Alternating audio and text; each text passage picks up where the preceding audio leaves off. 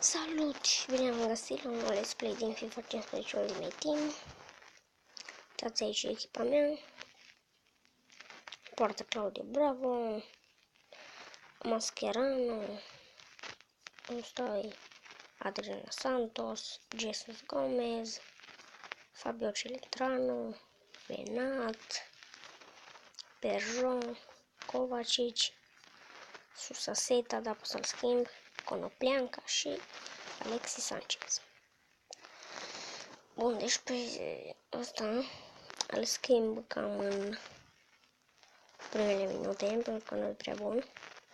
Mi-am luat pentru chemistry cu Benat și atunci o să-l schimb. Un meci în divizie. Să vedem cum o să fie semi-pro. O distrug. Hai să vedem. Pe puțin 2-0. Hai odată.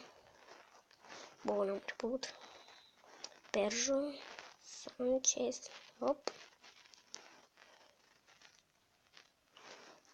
Konoplyanka scapă mingea și recuperează ceilalți adversarii. Bun, Fabio, Perjon, Sanchez pentru urcare la Konoplyanka. Konoplyanka șutează pe lângă poartă. Trebuia să apăs mai puțin pe ăla. Tot Konoplyanka. Cum? A depozitat exact când să paseze, dar recuperează Kovacic. Bă, nu știu ce a fost acolo. A scos portarul. Pasăm aici. Către Fabio. Sanchez. Păi, pic peste poartă. Adică nu, chiar un pic. E mai mult. Perjon recuperează. Benat. Foarte bine. Cere Konoplyanka. Centrează. Respinge portarul. Boxează. Uitați, plecat de echipa lor pe atac. Masker. Bun.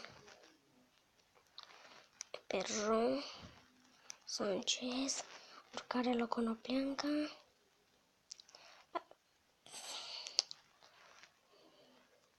Cine a atins-o? Bă, nu, un out, bă, nu poate să-mi dea și mie în apropiere de poartă. Încă o dată. Bun. Sanchez. Bă, golul tău, Sanchez. Cum ratezi? Cum să dai așa prost? Aoleu. Da. Fac schimbarea. Băgăm pe Feguli în locul Susaseta. Următoarea oprire de minge. Kovacic. Hai bă, serios. Cum a scos? Susaseta Feguli, bun, hai odată.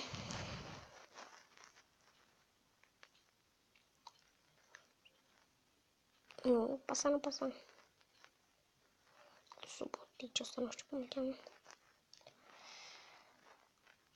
Mascherano recuperează. Cum a căzut ăla așa acolo? Konoplyanka, du-te! Cum se bagă ăștia așa în fața mea? Bun.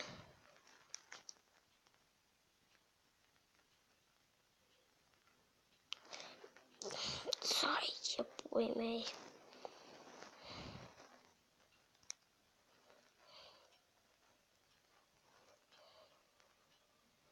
Păi ăsta-i pasă, mă. Nimeni, cum trec ăștia așa? Dacă nu-i suport. Mai ales când pasează în spate, de exemplu.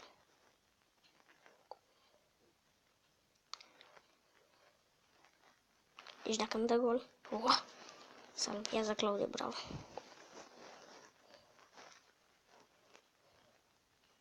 Hai, dată! Sanchez. Hai, Sanchez. Hai, Sanchez. Du-te, Sanchez. Du-te. Nu obosi, Sanchez. Obosit.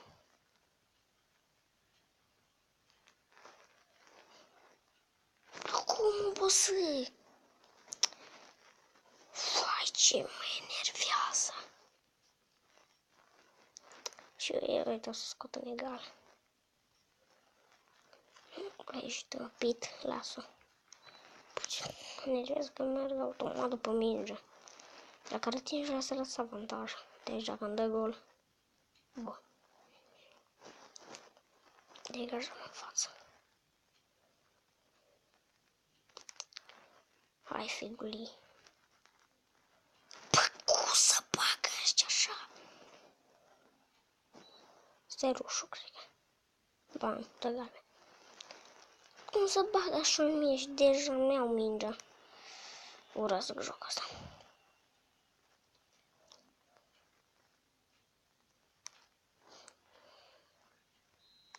Noni.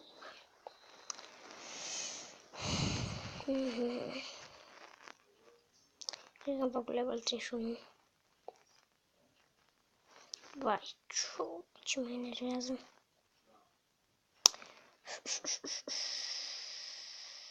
Ce să mai fac? Play. O să revin. Bun, am revenit. Și o să fac de aici challenge-ul.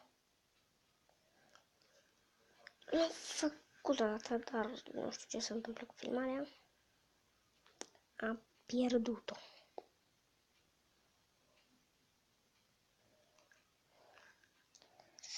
Da, o să-i dau restart. Start și sunt în offside toți.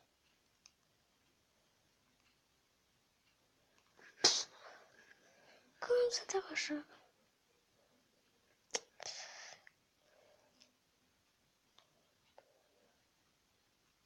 Deci dacă nu e gol, am înțeles, bun. Mai trebuie să dăm ca 2 goluri să câștig. Nu cred că o să câștig. Îi urăsc. Sunt avantaj aici.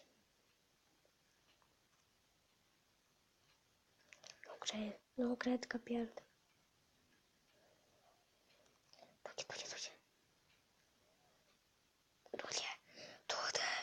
Du-te. Ce gol! Cum a fost asta? What the fuck?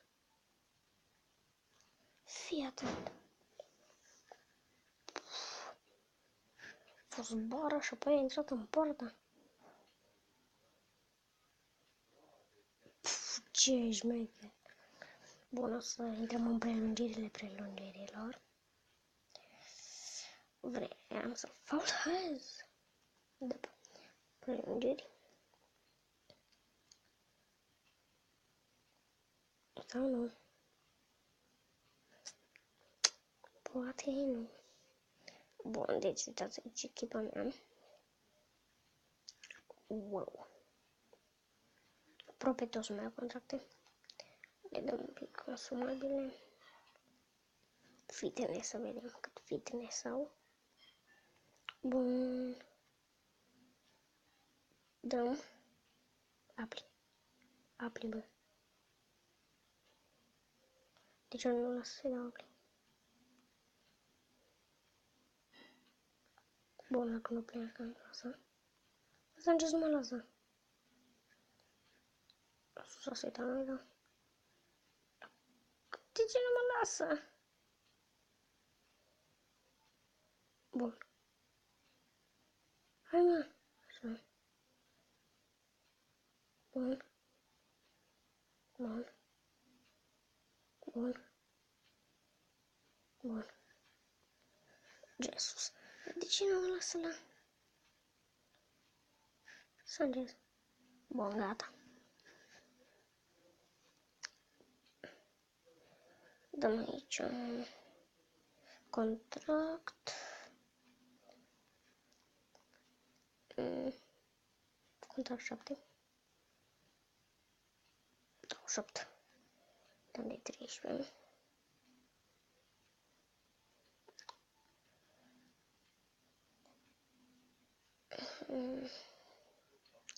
Să dăm de 8, că putem să-l schimbi să setăm.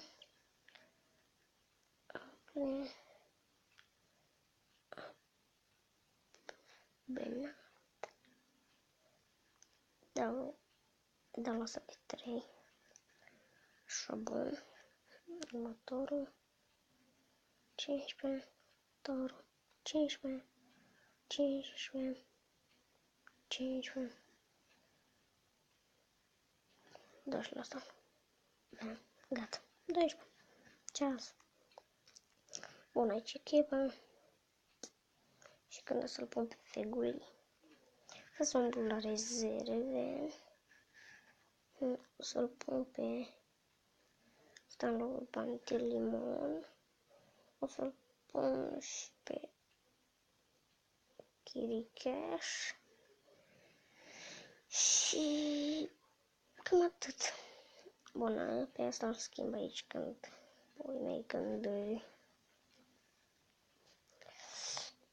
vreau. 4-3-3, poziție, bun. Alexis Sanchez pe poze atacant. Nu știu ce să fac ca să-l schimb. Bun, în fine. Asta a fost și cu acest let's play. Am fost Aero, ne vedem data viitoare.